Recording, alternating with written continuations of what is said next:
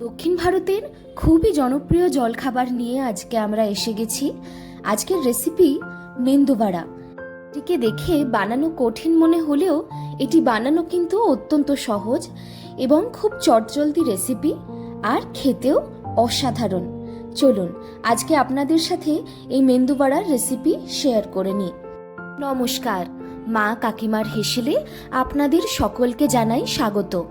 এই বড়া বানানোর জন্য আমাদের এখানে নেওয়া হয়েছে দানা সুজি 2 কাপ, 1 কাপ টক দই, কেটে রাখা কাঁচা লঙ্কা, কারি পাতা এবং স্বাদ মতো নুন ও চিনি।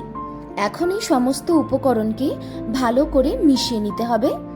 বানিয়ে নিতে হবে একটা গাঢ় মিশ্রণ। এই গাঢ় মিশ্রণ বানাতে যতটা পরিমাণ জল প্রয়োজন হয় ততটা পরিমাণ জল আমরা এখানে দিয়ে নেব। আর তারপর এটি ভালো করে মেশানো হয়ে গেলে একে রেখে দেব আধ ঘন্টার জন্যে। এই আধ ঘন্টায় সুজিও বেশ ভালোভাবে ফুলে উঠবে, আর সুজি যত ভালো ফুলে উঠবে এই মেন্দু বড়ার স্বাদ তত ভালো হবে।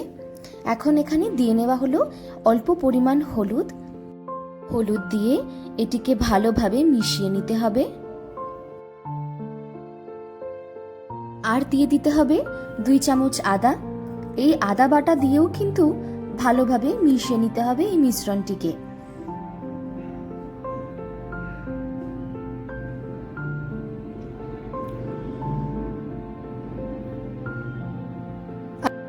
আপনারা দেখতেই পাচ্ছেন মোটামুটি একটা গাঢ় ব্যাটার হয়ে গেছে। এখন এটিকে রেখে দেওয়ার পরে দেখুন কত সুন্দরভাবে জমে উঠেছে এই সুজির মিশ্রণ। এই রকমই হতে হবে, আর ফুলেও উঠেছে। এখন এই মিশ্রণ থেকে খানিকটা পরিমাণ নিয়ে নিতে হবে হাতের তালুর মধ্যে, আর তাতে দিয়ে দিতে হবে সাদা তেল। তারপর এটির মাঝখানে একটা ছোট্ট গোল করে নিতে হবে, ঠিক এই রকম ভাবে দেখুন। আর একে ছেড়ে দিতে হবে সাদা তেলের মধ্যে। তেলের উষ্ণতা যেন থাকে খুবই বেশি, তবে এই বড়াগুলোকে ভালোভাবে ভেজে নিতে পারবো। তেলের উষ্ণতা যদি কম থাকে তবে কিন্তু বড়া তেলের মধ্যে দেওয়ার সঙ্গে সঙ্গেই ভেঙে যেতে পারে। আমাদের এখানে সমস্ত বড়া ভেজে নেওয়া হয়ে গেছে। এবার এই বড়ার জন্যে চাটনি বানিয়ে নেওয়ার পালা। এই চাটনি বানাতে কড়ায় অল্প পরিমাণ তেলের মধ্যে দিয়ে দিতে হবে চিনে বাদাম, আর এই বাদামকে কিছুটা সময় ধরে ভালো করে ভেজে নিতে হবে। বাদাম ভাজা প্রায় হয়েই গেছে। এখন এখানে দিয়ে দেওয়া হলো কুচিয়ে রাখা আদা, শুকনো লঙ্কা। এখন এই সমস্ত উপকরণকে ভালো করে আবারও ভেজে নিতে হবে। শুকনো লঙ্কা অল্প ভাজা ভাজা হয়ে গেলে এতে দিয়ে দিতে হবে কুচিয়ে রাখা নারকোল। এই নারকোলকেও ভালো করে ভাজা করে নিতে হবে। এই সমস্ত উপকরণকেই ভালোভাবে ভেজে নেওয়া হয়ে গেছে। এখন এটির একটা মিশ্রণ বানিয়ে নিতে হবে। পর সাদা তেলের মধ্যে ভেজে নিতে হবে কাঁচা লঙ্কা,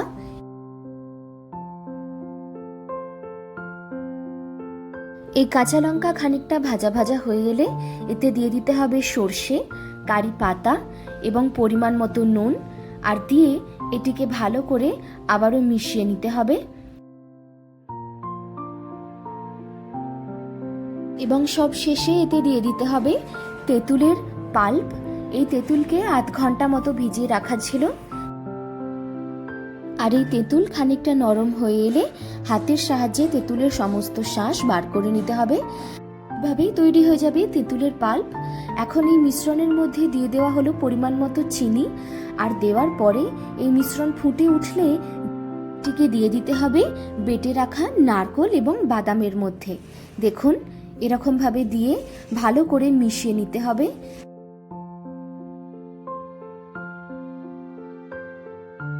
আর এটি ভালো করে মিশিয়ে নেওয়া হয়ে গেলেই তৈরি হয়ে যাবে আমাদের মেন্দু বড়ার সেই জনপ্রিয় চাটনি।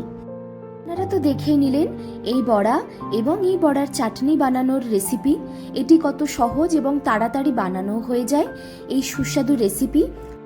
এরকম নিত্য নতুন রেসিপির জন্য আমাদের চ্যানেলটিকে সাবস্ক্রাইব করুন। আর এই ভিডিওটি যদি আপনাদের ভালো লেগে থাকে অবশ্যই ভিডিওটিতে লাইক, কমেন্ট এবং ভিডিওটিকে সকলের সাথে শেয়ার করুন।